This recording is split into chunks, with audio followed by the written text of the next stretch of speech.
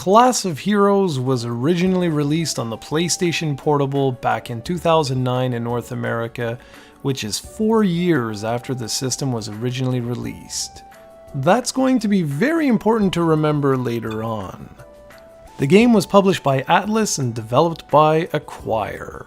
I'll say this right off the bat, the footage you're seeing is made up of the very earliest portions of the game.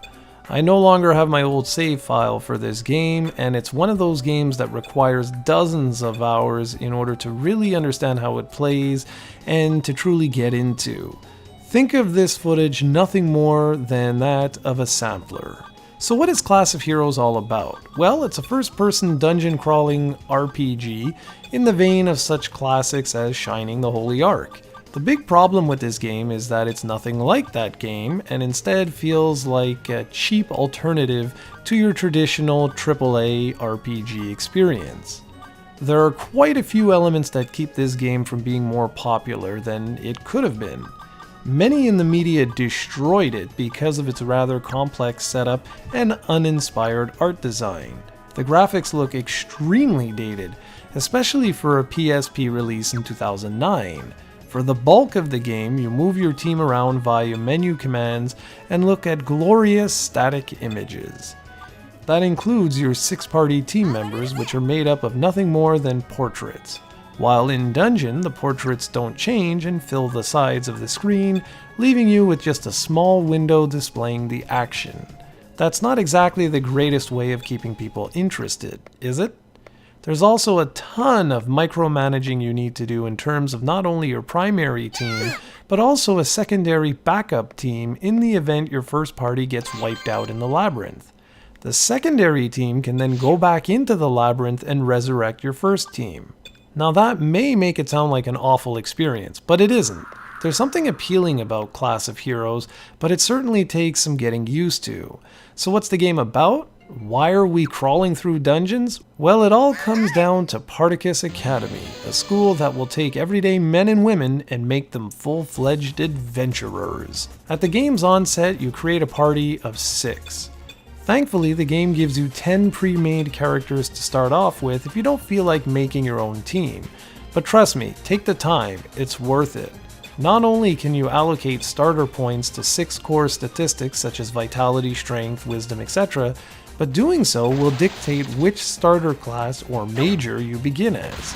There are also 10 different races you can select from, and each has different base statistics. You can also assign an affinity, good, evil, or neutral. This will come in handy later on in the game as you can pull off some powerful moves with characters that actually like one another. Now here's a good starter tip. If you're going to make your own students, be sure to sell off all the equipment the pre-made 10 students have on them for a nice cash bonus to start off with. This will be invaluable as you equip better gear on your primary team. Once you have your team, it's off to the library to accept a few introductory quests. Here you'll learn the ins and outs of how combat, magic, and most of the other systems work. That's the focus of the labyrinths or dungeons, which mysteriously appeared decades ago. You complete quests by venturing into the labyrinth. Up to 75 different maps exist and are randomly distributed so that each time you enter the labyrinth, you're essentially playing through a new area. After that, you head back to the school, hand in the completed quest, purchase new gear, make new items, armor, and weapons from the laboratory through the alchemy system, change your major should you so desire into one of the 15 available, and then accept a new quest and head back into the labyrinth. Rinse and repeat for about 100 hours or so, and there you have Class of Heroes. It might sound overly complex, and at first it most certainly is, but after a while you do get used to things and everything sort of falls into place. Once you're in the labyrinth, that's where the battle system comes into play. You move around in first person and enemies randomly appear, so yes, there are random encounters. The 3 left-hand portrait characters are your first line of defense and are typically made up of melee characters such as a warrior, samurai, or monk.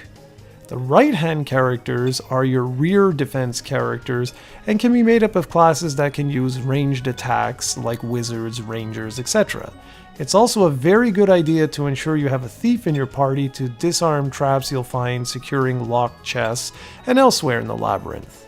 Along the way, you can find all manner of items that need to be appraised to figure out what they are, but thankfully you can have a team member in your reserve backup team that can do this for you for free.